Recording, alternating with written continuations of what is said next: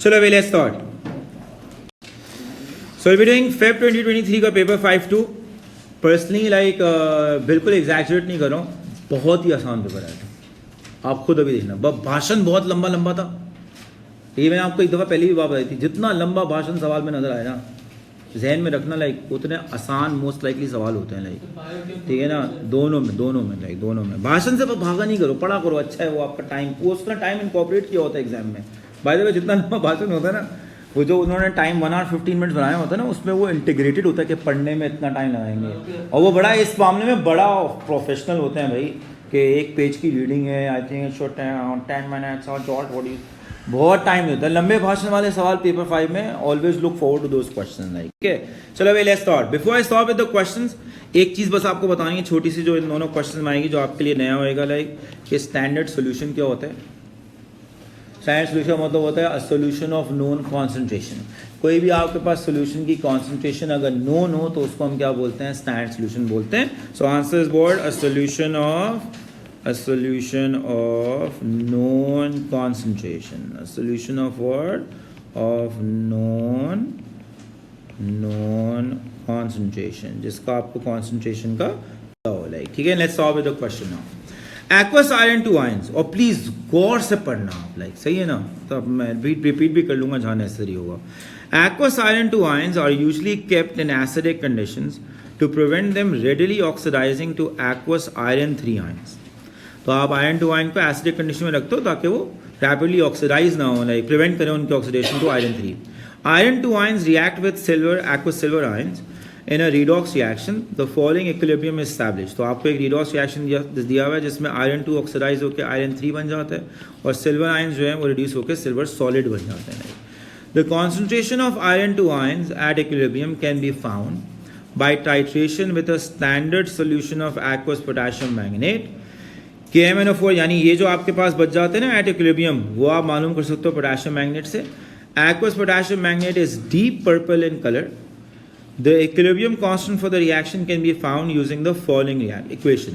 तो आपको ये Kc का एक्सप्रेशन दिया हुआ है. You can see that product side पे जो Fe3+ है, इसका जो कॉन्सेंट्रेशन होगा at equilibrium divide by reactant side पे. ये Ag क्यों मिस कर रहे हैं, बिकॉज ये सॉलिड है. You don't put those reactants और प्रोडक्ट्स जिनका स्टेट सॉलिड हो इनटू द इक्विलिब्रियम एक्सप्रेशन, तो वो आपने ओमिट कर दिया. डिवाइड बाय ये जो दो रिएक्टेंट्स आपको दिया हुआ है, इनका आप कॉन्सेंट्रेशन एट इक्विलिब्रियम डिनोमिनेटर में डाल दोगे लाइक. ठीक है, इन सब का पावर जो होगा कॉन्सेंट्रेशन टर्म्स का वो 1 ही होगा, बिकॉज स्टोशियोमेट्रिक जो इक्वेशन दिया हुआ है आपको, उसमें स्टोशियोमेट्री के अंदर सबका मोलर कोएफिशिएंट 1 ही है यहाँ पे. ठीक है, a student carries out the experiment using the following instruction. चलो इंस्ट्रक्शन बढ़ना है, let's go through it. Add 100 cube. Step 1.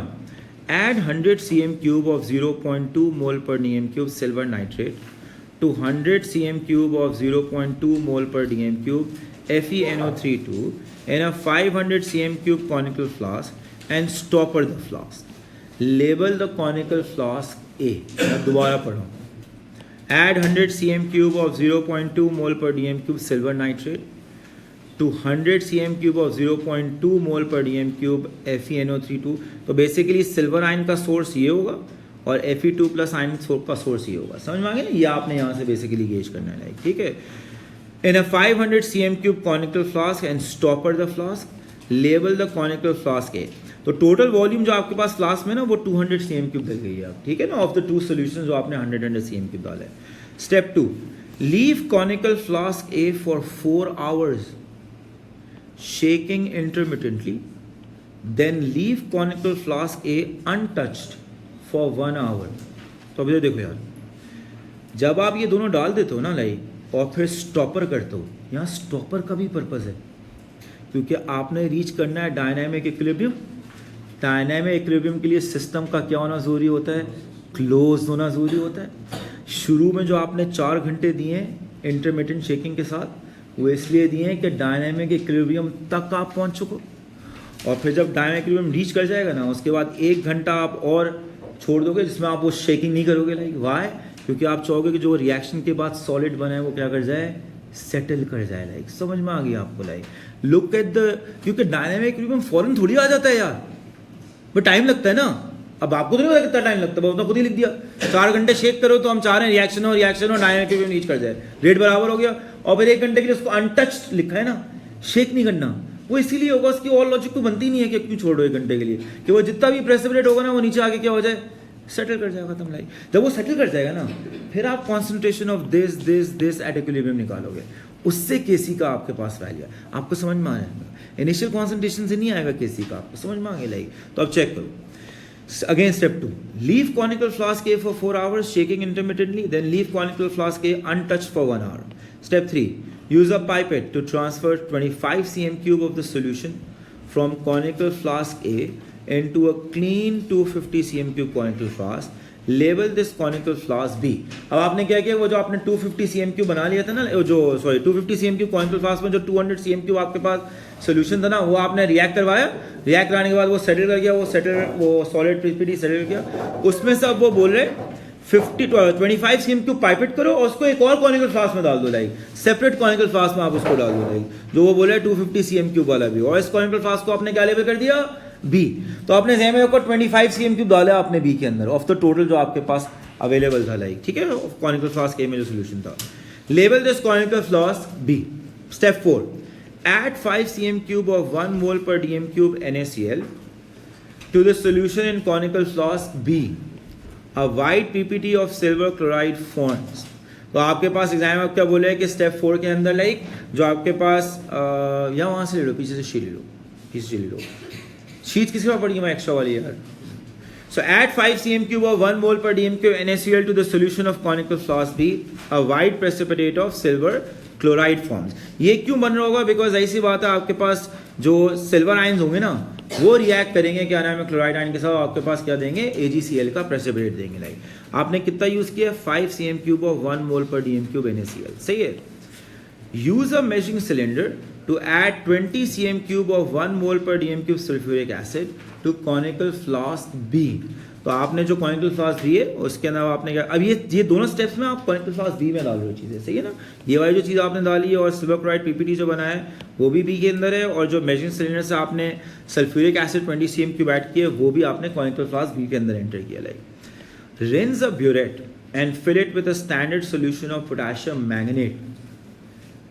अगर आपने ब्यूरेट को इस सोल्यूशन से फिल करना है तो ब्यूरेट को रिंस किस सोल्यूशन से करोगे, AC से करोगे। डू रिमेंबर दिस, लाइक आपने एस में किया होगा कि ब्यूरेट को उसी चीज़ से यूजुअली रिंस किया जाता है इवेंचुअली जिस सोल्यूशन से आपने ब्यूरेट को फिल करना होता है। इट्स अ प्रैक्टिकल प्रोसीजर जो आपने practical skill that you remember like.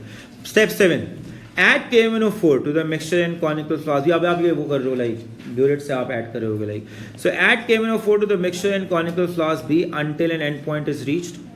Empty conical flask B and rinse it with distilled water ready for the next titration.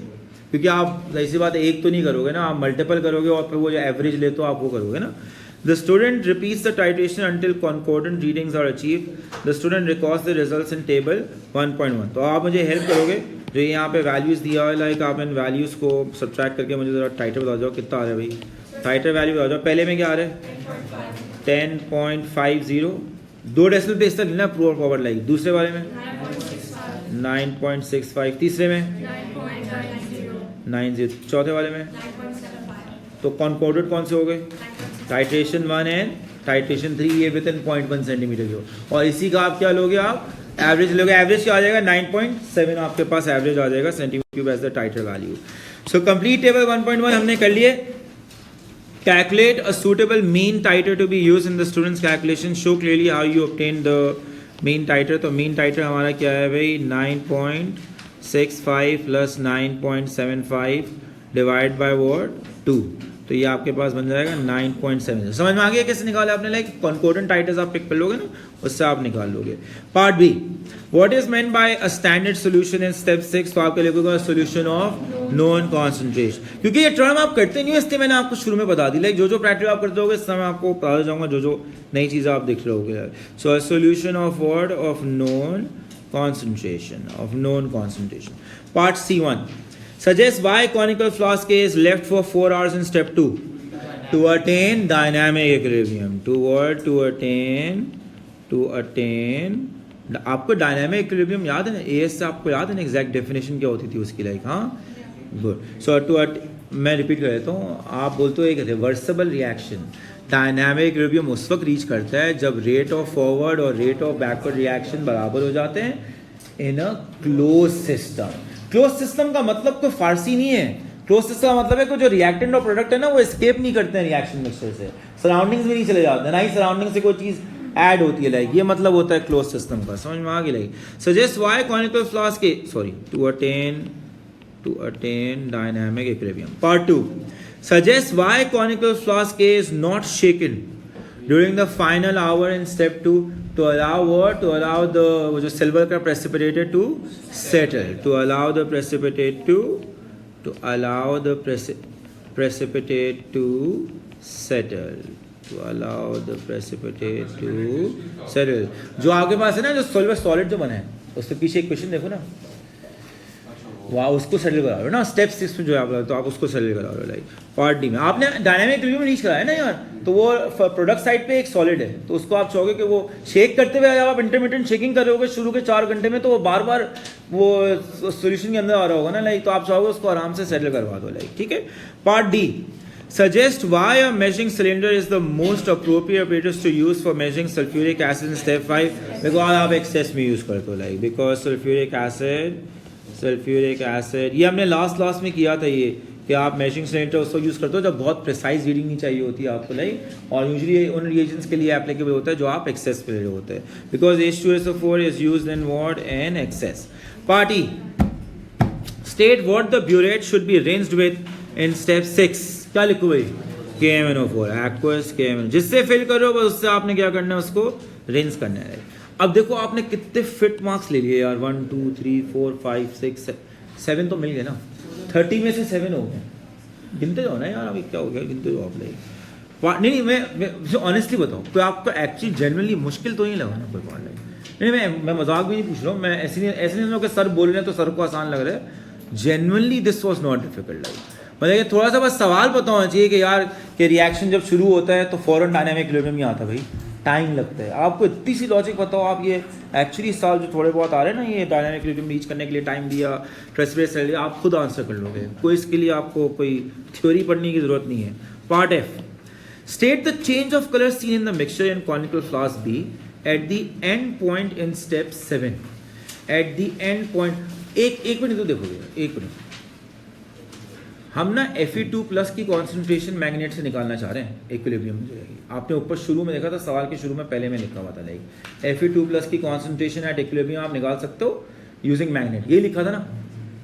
तो अभी देखो यार सोल्यूशन में Fe2+ होगा, मैग्नेट आप डालोगे तो वो पूछता है कि भाई एंड पॉइंट पे कलर चेंज क्या आप नोट करोगे। तो जब आप डालते जाओगे ना तो वो कलर उड़ता जाएगा उड़ता जाएगा उड़ता जाएगा उड़ता जाएगा और इवेंचुअली वो कलरलेस कलर क्या बन जाएगा? लाइक वो आपको एक शेड देगा। अब मसला क्या होता है, एक में यहाँ गौर से सुन लो। आप लोग अक्सर ये निकाल लेते हो कलरलेस शुरू में, और इवेंचुअली जब वो मैग्नेट जब एक्सेस में होगा Fe2+ सारा वो रिएक्ट कर जाएगा जब, तो फिर एक कतरा और डालोगे तो वो क्या हो जाएगा? मैग्नेट का कलर आ जाएगा ना। तो आप लोग अक्सर लिख के आ जाते हो कलरलेस टू पर्पल।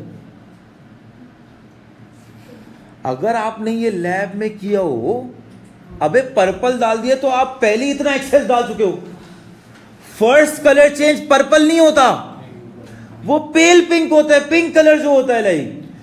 तो आप यहां लिख के आए ना कलरलेस टू पर्पल, नहीं मिलेगा मार्क आपको। आप लिख के आओगे कलरलेस टू व्हाट? पेल। भाई ये प्रैक्टिकल देखो समझ क्यों पर्पल नहीं लिख सकते। मैं कोई नहीं कह रहा आपको रट्टा मारो। तो देखो यार ये इमेजिन करो भाई मैं कर रहा हूँ ये साथ में कॉनिकल फ्लास्क है, ब्यूरेट से मैं टिप डल रहा है, टिक टिक टिक टिक कर रहा हूँ, वो कलरलेस होता जाता है, वो डार्क पर्पल नीचे गिर रहा है और वो उड़ता जा रहा है, कलर उड़ता जा रहा है। फिर एक ड्रॉप ऐसा होगा टिप में डालूंगा, वो कलर उड़ेगा नहीं, वो एक फेंट सा पिंक सा यू देगा आपको। That is the end point. अभी आपने 2 कतरे और डाल दिए पूरा पर्पल हो जाएगा, तो आपने एक्सेस में डाल दिए।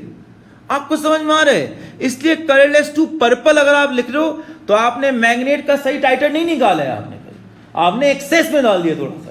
आपको समझ में आया? और आपको लगता हो ना सर थोड़ा सा तो एक कतरा, अबे एक कतरा 0.5 सेंटीमीटर क्यूब होता है। 2 का मतलब 1 cm क्यूब। 1 cm क्यूब अगर टाइटर में एक्यूरेट और गलत टाइटर में 1 cm क्यूब का difference is a big difference. कितना डिफरेंस एक्सेप्टेबल समझा जाता है? 0.1। कतरे का इतना नहीं होता। आपको समझ में आया इसका सिग्निफिकेंस क्या है? तो प्लीज मैं ये इसलिए रिपीट करूं क्योंकि हम ये पहला ऐसा क्वेश्चन कर रहे हैं जहां इस तरह का कलर चेंज पूछा है। नहीं लिख के आना कर ले पुरानी मार्क्स स्कीम में दिया भी हो, इग्नोर इट, नहीं लिख के आओगे। आप क्या लिख के आओगे जब आप P5 में करोगे? Colourless to what? Pale pink. Pink लिखो भाई, कोई मसला नहीं है, बस पर्पल नहीं लिख के आओगे, समझ में आ गया? आप वो नहीं लिख के आओगे। तो यहाँ क्या लिखोगे आप? Colourless to what? To pale pink colour, to what? To pale. भाई फेंट्स का कलर आपने अगर किया हो ना, आपको ये मुझे बताने की भी जरूरत नहीं होगी, आप रिलेट कर सकते होगे यार, हमने देखा भाई इस तरह का नजर आता है। मतलब आपने लास्ट ईयर प्रैक्टिकल नहीं दिया था, आई थिंक लास्ट ईयर आप लोगों ने दिया था प्रैक्टिकली। ये भी एक प्रॉब्लम है यार, ये भी एक एक्चुअली ये भी एक प्रॉब्लम है। In fair terms they should have given you exemption for P5 to be honest, because यार मतलब कि चलो पार्ट जी असल में the reason why legally they are covered is because according to their syllabus what they say is कि भाई paper 5 को भी तैयारी के लिए लैब वर्क करना जरूरी है। वो तो हम कराते नहीं है लाइक, उनके लिए वो लीगली कवर्ड है भाई, आप टेंशन नहीं लो, पागल नहीं है वो। अगर उनको ऐसा होता ना कि हमने रिकमेंडेशन ये दी हुई है for P5 preparation you don't need lab work throughout the year, शर्त लगा लो आपको एग्जाम्पशन की ऑप्शन नहीं देते रहे भाई। वो होशियार है भाई, उन्होंने अपना पैसा कमाना है दुनिया में भाई, पागल थोड़ी हैं वो, अपने ऊपर लॉस रूट लेंगे। The student repeats the experiment. आप सिलेबस खोलना, मैं लिखा हुआ है P5 की प्रिपरेशन के लिए lab work throughout the year is necessary, they are legally covered, आप ऑब्जेक्ट नहीं कर सकते। The student repeats the experiment using aqueous potassium manganate at a lower concentration. The student obtains a larger mean titer, क्योंकि concentration कम की है. Suggests one reason why a larger titer is better than a smaller titer. Good. देखो अगर बड़ा titer value है तो maximum percentage error तो वही है ना 0.1. ब्यूरेट तो वही यूज करो, लाइक बड़ी वैल्यू हो जाएगी नीचे, परसेंटेज एरर आपका क्या हो जाएगा? कम हो जाएगा। So to minimize what? To minimize percentage error in the reading. To minimize percentage error in the reading. Next part. The equilibrium is shown. आपको equilibrium शो कर दिए, flip कर दे। वो equilibrium reaction आपको दे दिए। When another student carries out the titration with 0.02 mole per dm cube manganate, the mean titer is 21.1 centimetre cube. अब ये एक ना आपको मैग्नेट की उसने ना आपको वैल्यू देती है कॉन्सेंट्रेशन की, और आपने जो पीछे टाइटर निकाला है ना लाइक वो छोड़ के आपको एक टाइटर वैल्यू दे दी है, लाइक उसका टाइटर वैल्यू 21.1 आया like. So when another student, like ये जो आप पहले पीछे देख रहे थे वो एक स्टूडेंट करता था, ये एक और स्टूडेंट का आपको सुनाई दे रहा है। प्रोसीजर वो बिल्कुल सेम यूज कर रहा होगा, बिल्कुल सेम प्रोसीजर यूज कर रहा होगा, बाकी सब कुछ सेम होगा right. So when another student carries out the titration with 0.02 mole per DM cube manganate, the mean titre is 21.1 centimetre cube. The ionic equation for the reaction between manganate and iron two ion is shown. तो आपको equation यहाँ पे show कर दिया है, magnet और iron 2 का जो मोलर रेशियो है 1:5 आ गया भाई। Calculate the concentration of aqueous iron two ions in the equilibrium mixture. Like concentration पूछ रहा आपसे, लाइक एक मिनट यहाँ देखोगे प्लीज, एक मिनट मैं टाइम देता हूँ आपको। पहले एक चीज़ रिलेट कर लो कि कॉन्सेंट्रेशन के लिए आपको मोल्स और वॉल्यूम चाहिए होगा ना। इसका मोल्स आप क्या, वो तो आसान है, कैलकुलेट कर लोगे आप। वॉल्यूम कितनी होगी कौन बताएगा मुझे? कितनी? गुड। व्हाई डिड यू से 25? क्योंकि उसने लाभ पीछे जाओ, उसने है 25 cm3 कॉनिकल फ्लास्क ए से निकाल के कॉनिकल फ्लास्क बी में डाला है 25 क्यूब पर। ये आपने खुद पिक करना था, लाइक समझ मांगे ना फ्रॉम द प्रीवियस डेटा, क्योंकि उसने वो चीज़ें नहीं चेंज की है, सिर्फ मैग्नेट का सीन चेंज कर दिए। कॉन्सेंट्रेशन उससे कोई और चीज़ होगी तो टाइटर वैल्यू भी क्या आ रहा है, थोड़ा सा नहीं, अच्छा खासा डिफरेंट आ रहा है आपका, 9 पॉइंट समथिंग आ रहा था like. So calculate the concentration of iron two ion. तो कॉन्सेंट्रेशन क्या हो जाएगा आपके पास? पहले आप लिखोगे number of moles of manganate. तो number of moles of manganate कितने हैं भाई? कॉन्सेंट्रेशन टाइम्स वॉल्यूम, तो 0.02 टाइम्स वॉल्यूम है 0.0211। कितना आ रहा है यार ये मैग्नेट की? कितना आ रहा है? -4। ठीक है, ये आपके पास आ गया। तो number of moles of iron two ion क्या हो जाएंगे? टाइम्स 5 आप कर दो लाइक, तो 4.22 इंटू 10⁻⁻4 टाइम्स 5 कितना आ रहा है यार?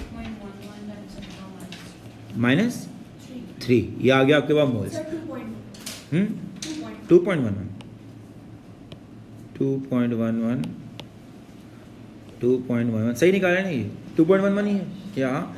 चलो भाई अब पूछे कॉन्सेंट्रेशन क्या है भाई? Concentration of iron two ions क्या हो जाएगी? लाइक सिंपल है, number of moles divide by volume होता है लाइक। तो नंबर ऑफ मोल्स आपने निकाले हैं 2.11 इंटू 10⁻³ करेक्ट। और जो वॉल्यूम है वो क्या हो जाएगी 25 को आप डेसीमीटर क्यूब में कर लोगे लाइक, तो हो जाएगा 25 डिवाइडेड बाय 1000 लाइक। कितना आ रहा है वैल्यू किसी ने कैलकुलेट किए?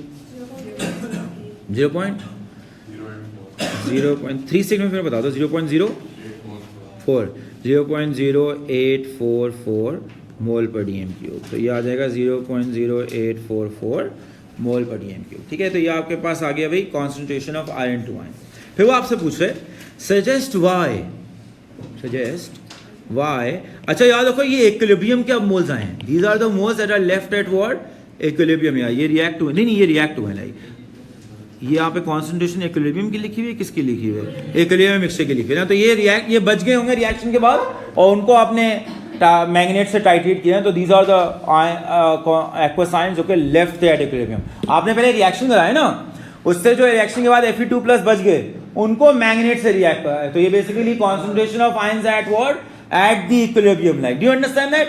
पहले आपने इक्विलिब्रियम रीच किया, Fe2+ के जो बच गए होंगे उनको आपने निकाला और उसको टाइट्रेट किया विद व्हाट, विद क्या नाम है मैग्नेट सोल्यूशन। और वो जो मैग्नेट से टाइट्रेशन किया वो आपने उन्हीं के साथ किया होगा ना जो बेसिकली आपके पास लेफ्ट ओवर होंगे। ये कॉन्सेंट्रेशन है, मोल नहीं है। क्या ये कॉन्सेंट्रेशन है, याद रखो लाइक। तो आपने ऑल्दो ये 25 cm³ के थ्रू किए, ओरिजिनल सोल्यूशन भी कॉन्सेंट्रेशन तो वही होगी ना, वो थोड़ी फर्क करेगी, मोल्स डिफरेंट हो जाएंगे लाइक, आपके पास कॉन्सेंट्रेशन सेम ही रहेगी। So this is the concentration at what at equilibrium that you have deduce.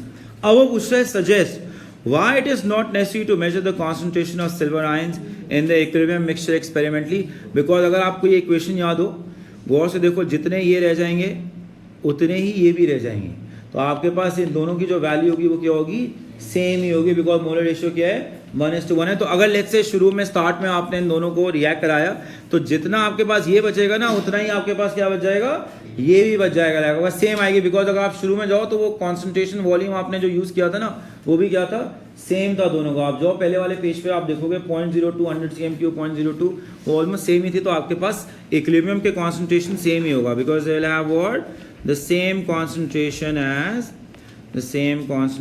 As Fe2+। ठीक है, आप क्या लिखोगे, the same concentration as concentration of iron two ions at the, उसने EQM लिखा है, हम भी लिख देते हैं एट द इक्विलिब्रियम। ठीक है, part 3, determine the decrease in the concentration of Fe2+ from the initial solution, hence determine the concentration of Fe3+ in the equilibrium mixture.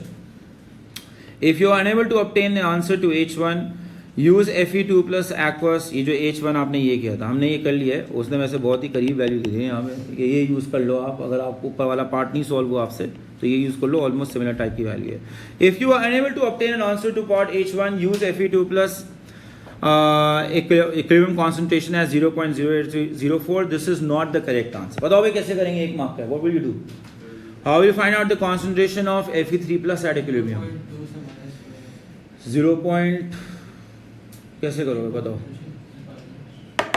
देखो यहाँ होता है जहाँ थोड़ा सा ना आपका मगज,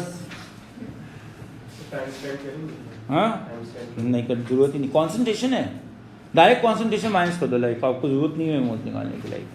क्या करोगे एक मार्क के लिए, क्या करोगे कि यहाँ पे तुम देखो सिर्फ सही आंसर का मार्क है, कोई मेथड का मार्क नहीं है।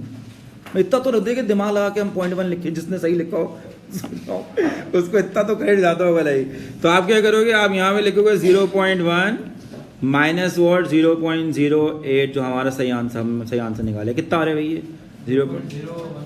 0.01, ये आए Fe3+ के। अब देखो तीनों की कॉन्सेंट्रेशन एट इक्विलिब्रियम आ गई, Fe3+ की भी आ गई, कितनी है 0.0156, Fe2+ की आ गई जो आपने निकाली है 0.0844 और इसकी भी वही है 0.0।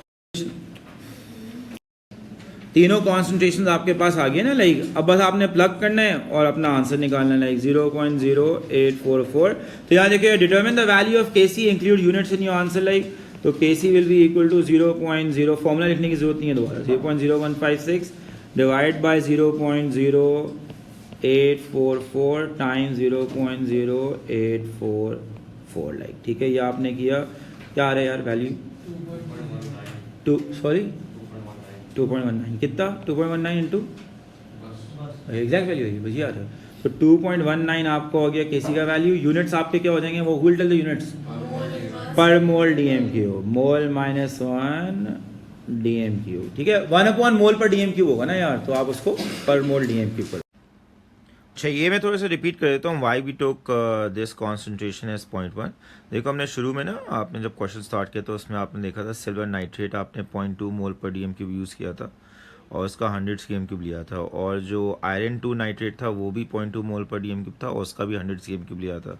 जब आप इन दोनों को ऐड करोगे ना तो टोटल वॉल्यूम डबल हो जाती है ना, तो कॉन्सेंट्रेशन जो होगी वो 0.2 से हाफ हो जाएगी और क्या बन जाएगी, 0.1 बन जाएगी। इसलिए we took this value as what, as 0.1। ये सब मैंने रिकॉर्डर बंद किया था जब आपको एक्सप्लेन किया था, इसलिए मैंने यहाँ पे दोबारा यहाँ पे आपको बता दिया। Next question, next question. The reaction between iodide ions and aqueous hydrogen peroxide takes place in acidic conditions. तो आपके पास आयोडाइड आयन और हाइड्रोजन पेरोक्साइड का रिएक्शन दिया हुआ है भाई, ये रिएक्शन 1 लेवल कर दिया, ठीक है। और रिएक्शन में बंद कर रहा है, गौर से देख लो, एसिडिक मीडियम में हाइड्रोजन पेरोक्साइड आयोडाइड आयंस को ऑक्सीडाइज करके आयोडीन और वाटर बना रहे हैं। A student carries out a series of experiments to investigate the order of reaction with respect to the concentration of iodide ions. तो आपने order निकालना है भाई कि इस वाले रिएक्शन का ऑर्डर क्या है। The student does this by measuring the time taken for a fixed amount of iodine to form. तो वो एक किस्सा निकाल रहा है ये ऑर्डर के students trying to find out कि भाई फिक्स्ड अमाउंट ऑफ आयोडीन बनाने में कितना टाइम लगता है। A known amount of aqueous thiosulphate in the reaction mixture reacts with aqueous iodine formed in reaction 1। तो आपके पास एक known amount of aqueous thiosulfate है, उसको आप रिएक्ट कराते हो with the iodine that is produced due to reaction 1। और वो रिएक्शन 2 यहाँ पे दिया हुआ है कि रिएक्शन किस तरह होता है, थायोसल्फेट आयोडीन के साथ रिएक्ट करके आयोडाइड आयंस और पर सल्फेट आयंस बना देता है, S4O6 जो बना देता है। After all of the S2O3 2 minus ions have reacted in reaction 2, any further iodine formed is detected using what, starch indicator। Exam आपको ये बता रहे कि जब आप इसको कंप्लीटली इससे रिएक्ट करा देते हो ना लाइक, तो जो थोड़ा बहुत आयोडीन बच जाता है ना उसको आप फिर किससे डिटेक्ट करते हो, स्टार्च इंडिकेटर से डिटेक्ट करते हो लाइक। देखो यार ये ना, ये एक टेम्पलेट होता है P5s का, they keep on taking you places, give it time यार। और आपका दिमाग कभी भी फटीग नहीं होना चाहिए when you start P5s like. Please do not do P5। Practice भी जब करो ना, don't do it brain fatigue, fresh दिमाग से करो लाइक। आपकी रिटेंशन बहुत अलग लेवल पे जाती है। और P5 में ना यार, तुम्हें वेरी ऑनेस्टली स्पीकिंग, P5 में यार इतनी वेरिएबिलिटी होती है पेपर्स की कि आप ना अपने आप को अगर बिल्कुल दिमाग बंद करके जाओगे ना यार, रात नींद पूरी नहीं हुई आप चले गए, अब it will surprise you. So do not, क्या नाम है लाइक, टेक दैट रिस्क। पूरा सो के जाओ। अक्सर ऐसा होता है एग्जाम से पहले नींद नहीं आती भाई, आप 9 बजे सो जाओ ना यार, ताकि 11 बजे तक एक्चुअली आंख बंद हो जाए आपकी लाइक। अक्सर ऐसे होता है भाई, टेंशन में नहीं आती नहीं। अभी तो आप स्याही दे रहे हो, अभी आप देखो आगे जाके क्या हो रहा है आपके साथ। मतलब कि हाँ मैं आपको बता रहा हूँ यार, अपनी ज़िंदगी में फर्स्ट टाइम मुझे पता है कब नींद नहीं आई थी, जब मैं USMLE स्टेप 1 दे रहा था। I took pills to sleep.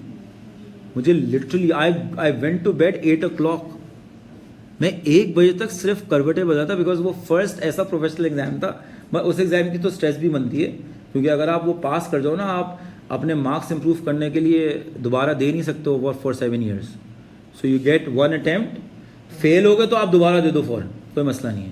वो फेल हो गए ना, पास हो गए सैट की तरह नहीं है यार। 1490 तो उसका ना एक स्ट्रेस था लाइक। और प्रोफेशनल फर्स्ट एग्जाम था, 8 घंटे का एग्जाम होता है स्टेप 1 यार। तो मुझे ना नींद ही ना आया। जब 1 बजा ना, मैंने कहा यार this is too much. I took pills and went to sleep. I woke up on time like, मैं एग्जाम देने गया। So it's not a joke. आप ऐसी बात है, जब आप मेच्योर होते जाते हो आपका थोड़ा सा टॉलरेंस लेवल, ये सब चीज़ें बचती है। It went well like. वो एग्जाम वैन से बिना ये मतलब है कुछ पता ही नहीं चल रहा था क्या हो रहा है। आपने अभी USMLE तो वो एग्जाम होता है, it's one of those exam जो आप अपनी ज़िंदगी भर याद रखते हो भाई। स्टेप 1 में हम लोग, जब मैं और मेरा दोस्त साथ देने गए थे लाइक प्रोमेट्रिक में, तो हमने जब दिया, हम बाहर आए for 1 hour। We just sat on an ice cream stall, dip shop. यहाँ पे वो नहीं है डिप, क्या होती थी यार वो जो बर्गर किंग के ऊपर होता था, डिप शॉप, समझो मैं भूल गया नाम क्या था उसका लाइक। हम वहाँ बैठे हैं और 1 घंटे तक हमने एक दूसरे से बात नहीं की, just ate. And no clue what happened in those 8 hours like. बाद में ये तो हमने बस दे दिया लाइक। It went well. अल्हम्दुलिल्लाह। मैं वैसे ही बोल रहा हूँ लाइक, देखो एंग्जाइटी जो होती है ना, it can play on your mind. आप अपने आप को टाइम दो, विद टाइम आपकी ना लाइक टॉलरेंस भी बढ़ती जाएगी। बट विद टाइम एग्जाम की डिफिकल्टी भी बढ़ती जाएगी. So all of the S2O32 ions have reacted in reaction to any further iodine formed is detected using what?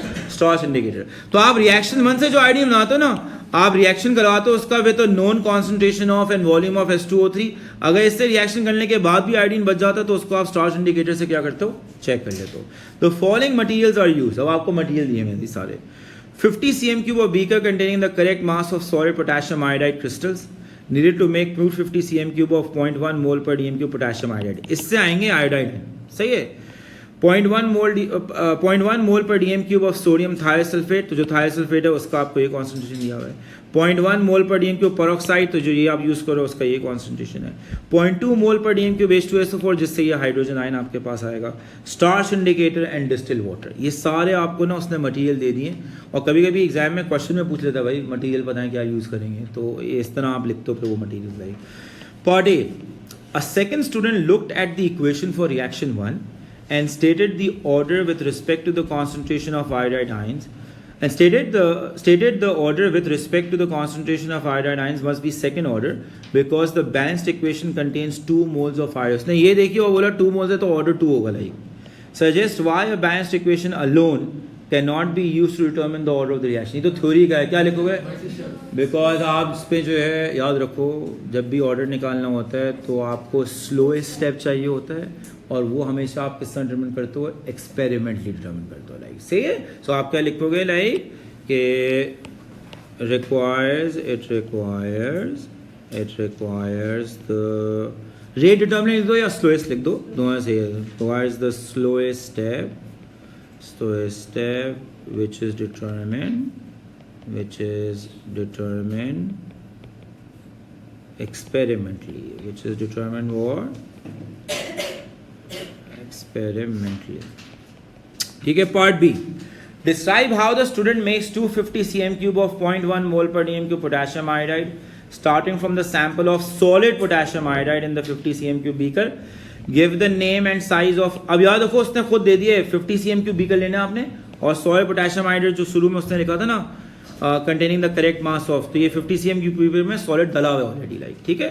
और इसको आपने बनाना क्या है? 250 cm³ of 0.1 mole per dm³ solution बनाना है. So decide how the student makes 250 cm³ of 0.1 mole per dm³ potassium iodide starting from the sample of solid potassium iodide in the 50 cm³ beaker. Give the name and size of any key apparatus used.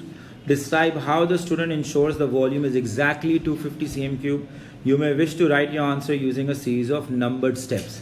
3 mark का दिए, 1 mark भी loose नहीं करना. सबसे पहले आप क्या करोगे भाई? उसने बोला है जो भी ऑपरेटर्स कुछ भी कर रहे हो आप लिखो भाई. तो आप क्या करोगे? बीकर कितने cm³ का पहले ये देखो. टोटल 50 cm³ का और उसमें सॉलिड डला हुआ है. तो आप क्या करोगे? Add 25 cm³ of distilled water to the beaker and what? And dissolve the solid. पहले आप ये डिजोल्व कर लोगे. आप स्टेप वाइज करोगे ना यार. फिर सुन तो लो पहले एक मिनट. फिर क्या करोगे? Transfer the contents of this beaker to a 250 cm³ volumetric flask. और तीसरा स्टेप क्या करोगे? Fill it up to the mark with what? Distilled water. खत्म. आपको समझ में आगे नहीं गया? अरे आपने कल ही किया है यार. अभी लास्ट में किए कैसे करते हैं? लाइक वही चीज़ आपने यहाँ पे लिखनी है. लाइक तो आप क्या लिखोगे? ऐड, क्योंकि 50 cm³ बीकर है ना, 100 cm³ पानी नहीं डाल देना. आपको समझ में आ गया? लाइक तो खुद बीकर दिए तो यहाँ 50 आप आधा कर दो ना यहाँ. मतलब तो एक आपको प्लॉसिबल वॉल्यूम लगती है. लाइक तो add 25 cm³ of word, add 25 cm³ of distilled water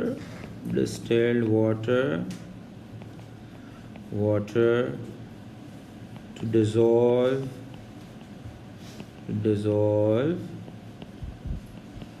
the solid potassium iodide, but transfer the contents. और इसमें ना एक प्रैक्टिकल, अगर आपने ये लैब में कभी किया, ये लैब में कभी इस तरह का किया, एएस में कोई लैब की थी, उसमें आपको याद होगा कि आप ये करने के बाद ना एक और चीज़ भी करते हो, उसको वॉशिंग्स बोलते हैं. वो आप ये करते हो कि बीकर में आपने डाला ना जब, तो कुछ ना कुछ सल्यूट साइडों पे चिपक जाता है. तो आप क्या करते हो? डिस्टिल वाटर से उसको रिंस करके वो भी पहले डालते हो. और फिर ये भी एक अगर लिखना चाहो आप ये ऐड कर सकते हो, क्योंकि आप 3 मार्क का दिया, आप ऐड करना तो आप वॉशिंग के बारे में भी ऐड कर सकते हो. ट्रांसफर द कॉन्टेंट्स, मैं लिख देता हूँ. विथ वॉशिंग्स, उसको बोलते ही हैं वॉशिंग्स बोलते हैं उसको, टर्म ही यही होता है लाइक विथ वॉशिंग्स। लाइक प्रैक्टिकली इसका मतलब क्या है, बीकर में जो साइडों पर चिपक के जाएगा ना थोड़ा सा यार डिस्टिल वाटर से, और उसमें थोड़ा सा एक दफ़ा घंघोर लो उसको, क्या कहते हैं उसको, घंघोर लो उसको, और फिर उसको डालो रिंस रिंस रिंस कर लो, अंग्रेजी में खंगाल लो, सॉरी क्या बोल रहा हूँ यार, कौन सा बोल रहा हूँ, खंगाल लो। Transfer the contents with washing and fill the oh sorry हमने like to a 250 cm cube, to a 250 cm cube volumetric flask and fill it with distilled water up to 250 cm cube mark। ठीक है, तो आपके पास जो है वो जो आपने लिखा था ना किस तरह हम डाइल्यूटेड सैंपल बनाते हैं लाइक, उसी को आपने यहाँ पे कंटेंट्स वो तो नहीं लिया। Next part, the student carries out experiment 1 using the following steps. तो वो पूरा जो है ना रिएक्शन 1 रिएक्शन 2 वो पूरा एक एक्सपेरिमेंट है ना लाइक, तो वो बता रहे किस तरह आपने किया। स्टेप 1 में आपने क्या किया, add 25 cm cube of 0.2 mole per dm cube sulphuric acid to a conical flask. फिर स्टेप 2 में add 20 cm cube of distil water to the conical flask from the burette.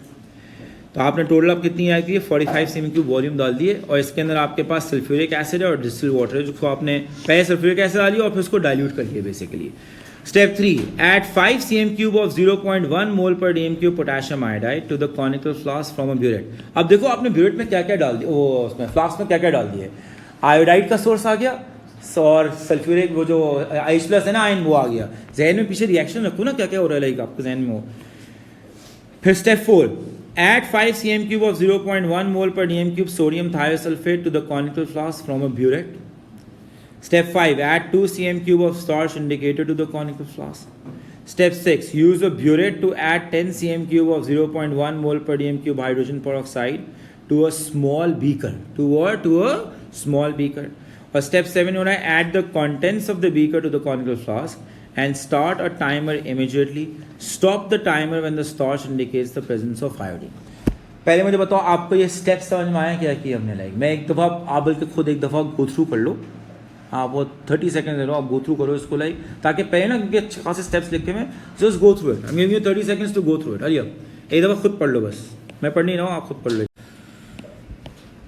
The student carries out a further 6 experiments by repeating steps 1 to 7 using the volume shown in table 2.1। तो ये एक experiment के 7 steps थे, इससे ऐसे जो है वो 6 और एक्सपेरिमेंट्स किए, और 6 एक्सपेरिमेंट्स की सब में जो जो वॉल्यूम डाली थी ना उसकी डेटा एग्जाम ने आपको दे दिया। अब गौर से देखो एक्सपेरिमेंट टू एक्सपेरिमेंट क्या हो रहा है। पहले मैं फर्स्ट रो देख रहा हूँ like, for the first experiment जो आपने यहाँ पे एक्सपेरिमेंट 1 किया हुआ है उसी का डेटा दिया हुआ है। 25 cm cube H2SO4 था, ऊपर देखो लिखा हुआ है like 20 cm cube distil water था, ऊपर लिखा हुआ है 5 cm cube of potassium iodide था, ऊपर लिखा हुआ है 5 cm cube of sodium thiosulphate था, ऊपर लिखा हुआ है, और 2 cm cube ऑफ इंडिकेटर था, स्टार्च इंडिकेटर, वो लिखा हुआ है। और जो टाइम आया ना for the colour change to appear, वो जो स्टार्च इंडिकेटर से कलर चेंज आया था वो कितना आया, 257 सेकेंड। नजर आ रहा है? अब चेक करो और सो मुझे देख के बताओ क्या चीज़ हो रही है चेंज। सेकेंड रो में ये सारी रीडिंग्स देखो and tell me what has changed. Sir volume of what, potassium iodide. नजर आ रहा है? वो आप चेंज करो और फिर आप कोशिश करो कि इन दोनों का सम जो है वो हमेशा क्या रहे, 25 रहे। यहाँ पे देखो 25, यहाँ पे 25, तो इफेक्टिवली जो है वो volume of potassium iodide change करने से आपके पास कॉन्सेंट्रेशन भी क्या हो रही होगी, चेंज होगी। बट जो वेरिएबल आप चेंज करो वो जाहिर सी बात है वॉल्यूम है, जिससे इवेंचुअली फिर कॉन्सेंट्रेशन चेंज हो रहा है। Part 1, state how the student could improve the reliability of the experiment. बताओ भाई, take what, multiple readings and average the readings. ठीक है, तो आप क्या करोगे, like take repeat readings and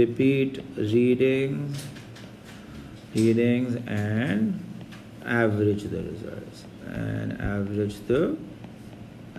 the results ठीक है।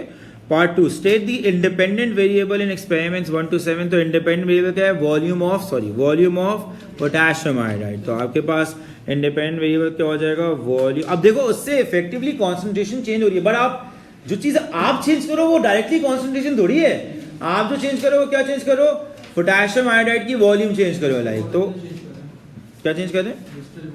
हाँ तो यार वाटर तो डाइल्यूशन के लिए है, अभी वो एक्टिव रिएजेंट थोड़ी है। एक्टिव रिएजेंट तो पोटेशियम आयोडाइड ना, जो आयोडाइड आयन जो आप चेंज करो, तो आप क्या चेंज करो?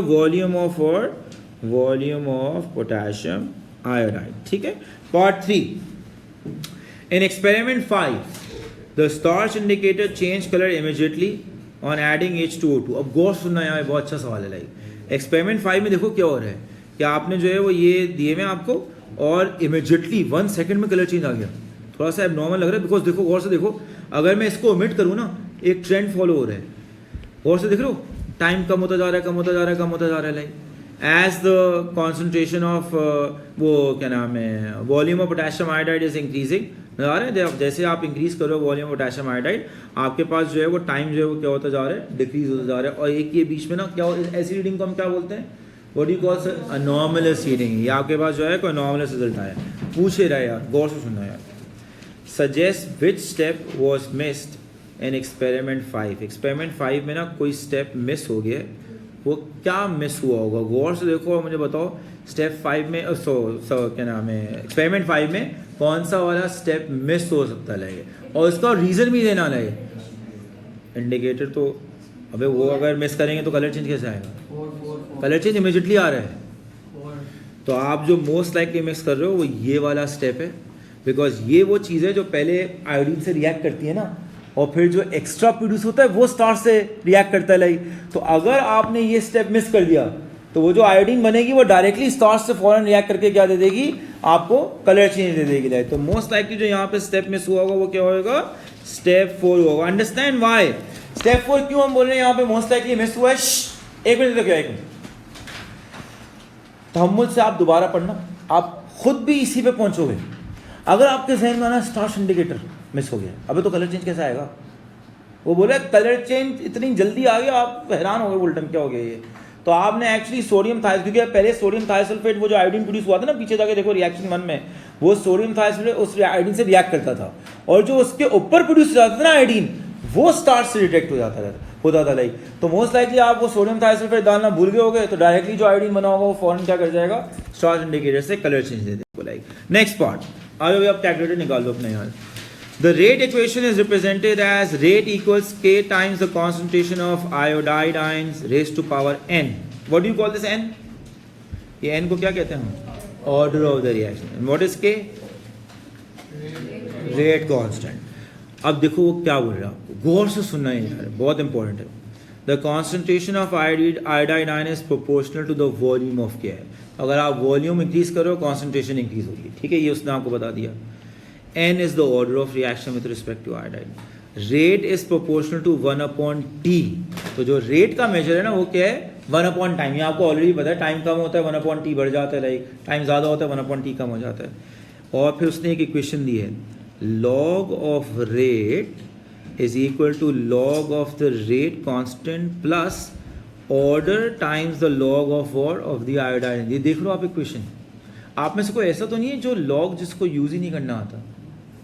कोई ऐसा बच्चा तो नहीं है ना? लाइक नहीं होते, मैं इसलिए पूछ रहा हूँ, सबने मैथ नहीं लिया होता। और ऑल ऑफ यू कंफर्टेबल, क्योंकि हमने ये इक्विलिब्रियम में भी किया था, आपको याद है लॉग कैसे यूज़ करते हैं। All of you comfortable using log, तो आपने करना क्या है? Use the results from the students experiments in part C to complete table 2.2। V is the volume of Ki and T is the time taken for the color to change. Give all the values to 3 significant figures. यहाँ पे जो आप जितनी भी values होंगे वो 3 significant figures होंगी। The results for experiment 5 should not be used. Why? Because ऐसी बात है, ये क्या है? अनॉमलस रीडिंग है, इसको आप इंक्लूड नहीं करते हो। तो अब आपने क्या करना है? log V, log 1/T, log V, log 1/T, ये सब निकालना है। लाइक आप लोग प्लीज़ निकालोगे, मुझे वैल्यूज तो मैं फिल करता जाऊँगा। So these are the values जो हमने टेबल में प्लग इन करनी है। The next part is plot a graph on the grid to show the relationship between log V and log 1/T. Use a cross to plot each data point and draw a line of best fit. So I've already drawn this line to save time for you. You guys can draw it in your sheets. I'll wait. आप draw करो। Part 3. A timing error caused the most anomalous point on the graph. Circle this point and explain the error in timing which led to this point. तो आप पहले तो circle कर लो, ये आपको हो जाएगा भाई वो अनॉमलस। आप गौर से देखो यार, ये क्यों आ रहा है? आपने एक सजेशन देनी है, बहुत आसान है। मतलब कि ये नॉर्मली जब सवाल आते हैं ना उसके एक्सप्लेनेशन के लाइक, तो कभी कभी चैलेंजिंग भी होते हैं, this is not challenging at all. गौर से देखो यार, इस पॉइंट को होना कहाँ चाहिए था, यहाँ पे, ठीक है ना। तो this value would have been what -1.9 something, ऐसी कुछ वैल्यू आती है, but it's turning out to be more negative, यानी लोअर वैल्यू आ रही है log 1/t की। तो अगर log 1/t की लोअर वैल्यू आ रही है, इसका मतलब है t का वैल्यू क्या होगा, एक्सपेक्टेड से ज़्यादा आया होगा। और इसका एक रीज़न क्या हो सकता है लाइक कि आपने स्टॉप वॉच जल्दी स्टार्ट कर दियो, या बंद लेट में की हो रहेगा आपने, लाइक स्टॉप वॉच स्टॉप किए ना, या तो वो लेट कर दियो या अर्ली आपने स्टार्ट कर दिया, आपका टाइम क्या कर जाएगा, इन्फ्लेट कर जाएगा लाइक। तो यहाँ पे आपने सर्कल कर दिया, आप क्या क्लिक हुए, because sorry the time recorded is higher than recorded is higher than expected because the stopwatch was started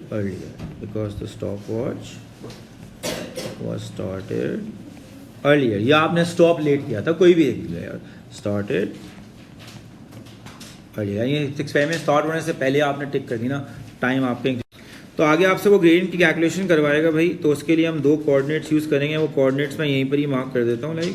तो वो दो कोऑर्डिनेट्स क्या हो जाएंगे, इस पॉइंट के जो कोऑर्डिनेट्स हैं वो हैं 0.7 कॉमा ये क्या था -2.41 है। देखो 0.699 तो आप ग्राफ में तो इतना एक्यूरेट नहीं कर सकते ना यार, वो 0.7 ही आएगा लाइक। और ये वाला जो पॉइंट आपके पास है दूसरा, ये था 1.4 कॉमा कितना था -1.64, ठीक है। मैं ये दो पॉइंट्स ले लेता हूँ for calculation of the gradient like. तो next, use your graph to determine the gradient of the line of best fit. State the coordinates of both points you used in your calculation. These must be selected from your line of best fit. Give the gradient to 2 decimal places. और उसने पूछा है coordinates identify करो और अपना gradient calculate। चलो भाई, let's put in those coordinates that we selected on the last slide, और यहाँ पे जो है उससे gradient निकाल लेते हैं हम लोग। पहले वाला मैंने क्या लिया था यार, 0.7 कॉमा क्या था 2.41, और दूसरा वाला क्या था 1.4 कॉमा -1.64। चलो भाई, लेट्स कैलकुलेट द ग्रेडियंट। तो gradient will be equal to, by the way यहाँ ग्रेडियंट है क्या, कौन मुझे क्वेश्चन देके बताएगा ग्रेडियंट क्या रिप्रेजेंट कर रहा है यहाँ पर, बताओ, order. So gradient is equal to what, is equal to -1.64 -2.41 divided by 1.4 -0.7। कितना आ रहा है भाई वैल्यू, 1, अप्रोक्सीमेटली 1 आपकी वैल्यू आ रही है लाइक 1.10 लाइक, अच्छा 2 डेसिमल प्लेसेस है लाइक। तो ग्रेडियंट आपका क्या हो जाएगा 1.10 हो जाएगा। And this is representing what, order. जो आप बोल रहे हो ना, ये ऑर्डर बेसिकली एन। आप पीछे देखो एक क्वेश्चन जो दिया हुआ है उसमें आपको नजर आएगा n log v लिखा हुआ है ना, तो वो बेसिकली जो n की वैल्यू है ग्रेडियंट की वैल्यू है, वो आपको ऑर्डर बेसिकली रिप्रेजेंट कर रहा है लाइक। पार्ट 5 आ जाओ भाई, for 500 rupees. The total percentage error from measurements is determined to be 5.25%। ये इसने खुद वैल्यू दे दिया आपको कि भाई टोटल परसेंटेज एरर जो है ना, जो मेजरमेंट से हो सकती है वो ये है भाई maximum. The true order of reaction is 1। अब उसने बताया एक्चुअल जो ऑर्डर होना चाहिए ना वो 1 होना चाहिए। यूज दिस, यानी ये, and your gradient from D4 to determine whether the error in the experiment could be accounted for by error from measurements or is caused by other factors. Show any working. क्या करोगे इसमें, तो आप क्या करोगे, आप करोगे 1.1 जो आपका वैल्यू है ऑर्डर का, -1 जो एक्चुअल ट्रू वैल्यू है, divided by what, divided by 1 जो ट्रू वैल्यू है, multiplied by what 100। Do this, कितना वैल्यू आ रहा है 9.09। 9.09 के सारे यार, अब एग्जैक्ट है ना तुमने 1.1 से डिवाइड कर दिया होगा, 1 से नहीं, 1.1 से नहीं, 1 से करेंगे, ट्रू वैल्यू वो है ना यार। तो आपके पास क्या आ जाएगा ये 10%, और होना कितना चाहिए था मेजरमेंट्स की वजह से, तो अगर उससे ज़्यादा है इसका मतलब है other factors cause the error like. तो आप क्या बताओगे लाइक कि the percentage error is greater than 5.25%, which implies that other factors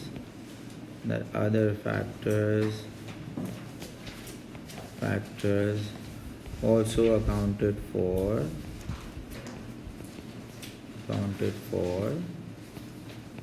the error. And that will be it. Party karo, ऐश करो.